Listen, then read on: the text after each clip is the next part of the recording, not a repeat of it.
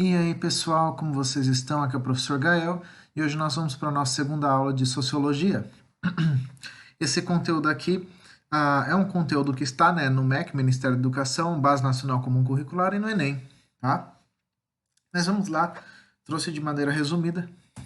Como eu disse na aula passada, quem criou a Sociologia, ah, o mérito ficou para o Émile Durkheim, porque ele foi o primeiro que conseguiu provar na prática a sociologia. Ele conseguiu provar que a sociologia é uma ciência, ele trouxe bases, ele conseguiu provar. Mas o primeiro que começou a pensar a sociologia como ciência da sociedade foi o Auguste Comte, que é este jovem aqui, francês, tá? Com suas teorias. Ele é um filósofo voltado à sociedade, ou seja, uma filosofia social voltada à sociedade. E, inclusive, vocês vão ver que ele foi tão influente a sua filosofia, tanto na sociologia, que ele influenciou até mesmo o Brasil. Vocês vão ver como aqui, tá? E ele foi discípulo de socialistas. No entanto, o Auguste Comte, ele sempre foi capitalista, ele sempre foi liberal. Por mais que ele foi discípulo de um socialista, ele sempre foi contra o socialismo. Então, ele sempre foi capitalista, ele sempre foi liberal. Vocês vão ver que ele defende o liberalismo, o capitalismo, tá? Então, o fato dele ter sido discípulo não significa nada. Ele é capitalista. Ele defende o capitalismo, a liberdade econômica e assim por diante, dentro da sociedade. Auguste Comte, foi um cientista que foi contra o socialismo a favor do capitalismo, tá? Então vamos lá, falar um pouquinho dele. Primeiro, quem foi Auguste Comte?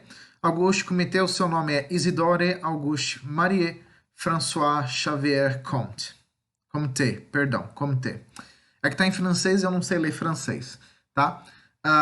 Foi um filósofo francês que formulou a doutrina do positivismo, ou seja, a filosofia positivista, a sociologia positivista, uma sociedade positivista. Ele é considerado como o primeiro filósofo da ciência no sentido moderno do termo. Auguste Comte também é visto como o fundador da disciplina acadêmica de sociologia. Ele foi o primeiro a pensar na sociologia, tá? De fato, né? Por mais que as pessoas citem ali Aristóteles, Platão, mas o primeiro mesmo foi Auguste Comte, tá?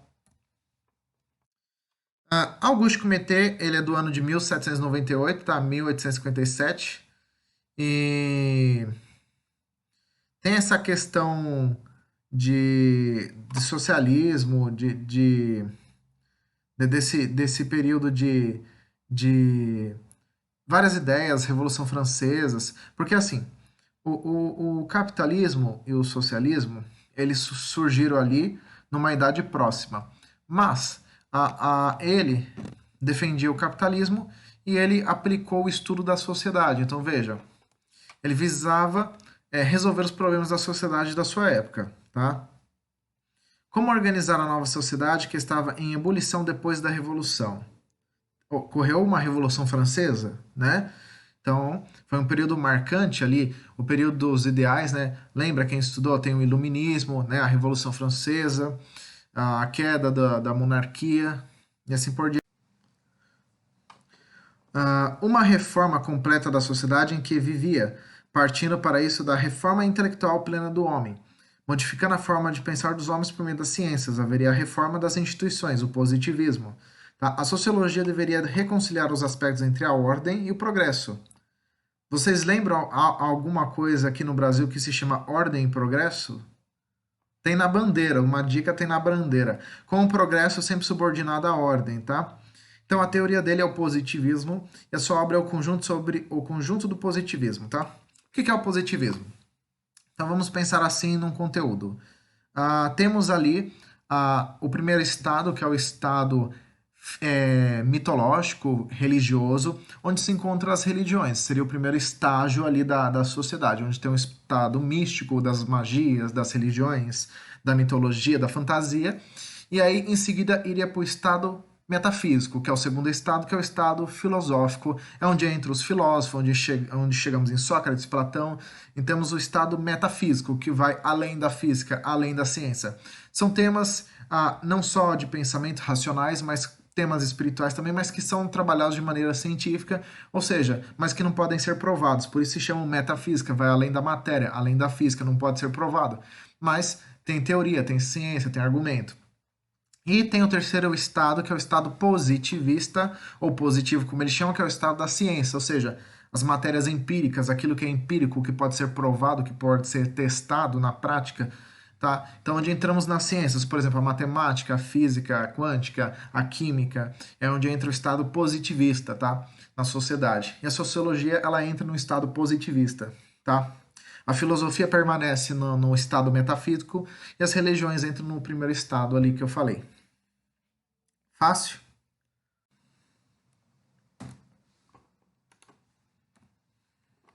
Então, sim, ele é o autor do positivismo. Então, estudamos na aula passada o que é uma sociedade, o que é uma amizade, um grupo de pessoas e assim por diante. Então, vamos ver a questão positivista dentro da sociedade. Vamos começar com ele, né? Podemos considerá-lo um sociólogo, já que ele é o criador, né? Então, vamos lá. O positivismo, o positivismo é uma corrente filosófica que surgiu na França no início do século XIX. Ela defende a ideia de que o conhecimento científico seria a única forma de conhecimento verdadeiro. A partir desse saber, pode-se explicar coisas práticas como das leis da física, das relações sociais e da ética. Esse período do século XIX é o período da Era Moderna, está ocorrendo um movimento de vanguarda, o modernismo, né? Vocês vão ver que vai ter muita, na história da arte, na história em geral, vai ter aquele período do trem, tecnologia, vai aparecer o trem a vapor, começando a surgir os carros, né? Tipo, mostrando assim, como que é a tecnologia? Claro que bem arcaico, bem rudimentar, né? Porque ali está no começo ainda, século XIX, é antigo, né, para nós. Então as coisas são bem antigas ali, mas ali é onde está começando, né, o modernismo, né? Então tivemos vários movimentos de vanguarda, né? O modernismo é marcado pela tecnologia, né? Por mais arcaica que seja, por exemplo, quem lembra das máquinas de escrever datilografia? É tecnologia, mas é arcaica, certo? Então é uma forma de tecnologia, o telefone, o rádio, né? Período modernista abrange tudo isso, né? Hoje nós estamos no período contemporâneo, que seria um pós-modernismo, né? Poderemos dizer que estamos caminhando para um período futurista, tá? Que a gente já está indo para um pós-contemporanismo, tá? Porque já estamos na quarta revolução industrial, já vivendo ela, né? Por isso que ainda é pouco falado. Ah, por exemplo, metaverso já faz parte da quarta revolução. Porque vejam, dentro da história, nós temos o primeiro período da primeira revolução industrial, né? Usado as máquinas a vapor. Nós temos a segunda revolução industrial, que é onde temos o advento da eletricidade, né? O uso da eletricidade. Temos a terceira revolução industrial, onde entra o período do toyotismo, né? Onde temos ali a informática, temos ali as tecnologias, a automação, robótica. E agora, nós aqui em 2020, estamos vivendo o período aqui da quarta revolução industrial, que é o período, por exemplo, da era digital, ou seja, metaverso, inteligência artificial, no caso das ciências, surgimento de outras ciências, por exemplo, temos a neurociência. Existem algumas pessoas tentando provar que as ondas vibracionais são ciência, por exemplo. Então está tendo o surgimento de novas ciências, tá? Enfim, e claro, avanço da tecnologia. Então já estamos nesse outro período aqui, ok? Mas voltando aqui em sociologia, o que seria uma sociedade positivista? Ela, no início, ela é extremamente mitológica, religiosa, ela é baseada na religião totalmente. O segundo estado é filosófico, então ela vai ter a religião, mas ela vai começar a ter atos filosóficos, ver as coisas além da física, além do véu que nós chamamos. E o terceiro estado, que é o positivista, a sociedade positivista, é a sociedade que vai ter a ciência. Então, além de ter a religião e a filosofia, vamos ter a ciência, esse é outro campo de conhecimento. E a ciência vai ter suas provas empíricas, materiais, falando, né? Matéria, certo? Não precisa ser inteligente para perceber que numa sociedade existem diferenças sociais, privilégios e existe aquela luta de classe. Não precisa ser inteligente para saber isso. Como também não precisa ter toda uma teoria, como alguns grupos extremistas radicais, né? de, de, de esquerda, né, que fica defendendo, por exemplo, o marxismo. Marxismo é uma desgraça. Falando claramente aqui, marxismo é uma desgraça. Não precisa ser inteligente para você saber que existe diferença. O ser humano é movido pela diferença. Ninguém tem vontade de ser igual, né? A única coisa que dá para ser igual é lei. Todo mundo é diferente. Ninguém é igual a ninguém. Então, o marxismo é uma desgraça. Por isso que nas aulas aqui não vai ter marxismo, né? Não deveria nem ser sociologia marxismo, que não faz o menor sentido. O marxismo é tão ruim quanto o nazismo. Enfim, ah, nós podemos ver que existem diferenças na sociedade e podemos estudar essas diferenças. Tá? Isso pode ser visto com qualquer pessoa. Não precisa estudar sociologia para você perceber isso. Bom, até porque o foco da sociologia não é isso. O foco é estudar a sociedade, não ficar focado em lutas de classe que não faz sentido. Né? Vamos lá. O lema do positivismo. Ordem e progresso. A legitimação da República recém-instaurada utilizou-se de diversos elementos constantes da doutrina positivista. O tema, como o ápice da sua influência, é a inscrição no lema Ordem e Progresso na bandeira nacional. Podemos ver na bandeira do Brasil o tema positivista, a filosofia positivista. Veja, bandeira do Brasil, positivismo, ordem e progresso. O lema da sociologia positivista é ordem e progresso. Não só o lema, mas como eu falei, reparem a bandeira do Brasil, ela tem formas geométricas, ela tem todo um significado também geométrico, positivista. Além do ordem e progresso, ela tem um círculo, um losango, um retângulo, ok?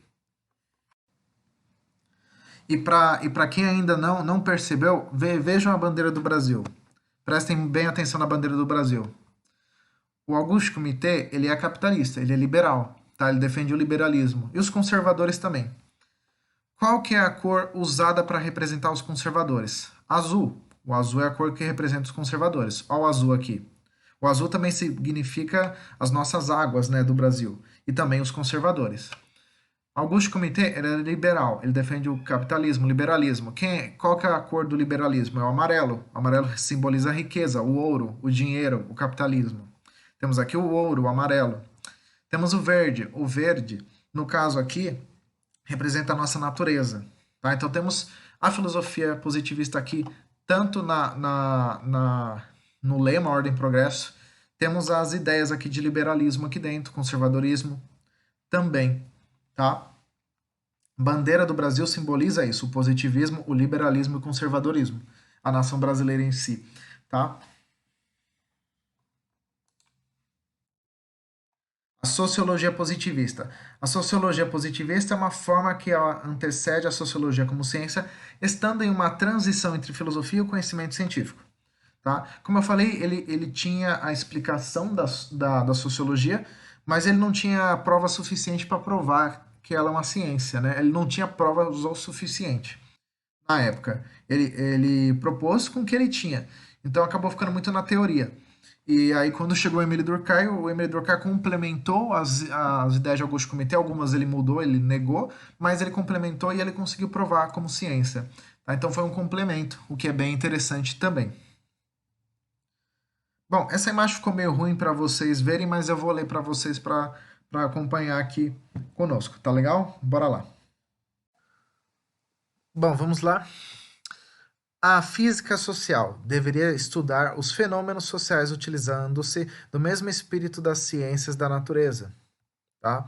Positivismo de comitê pregam uma reconciliação entre a ordem e o progresso, que está na bandeira do Brasil, por exemplo.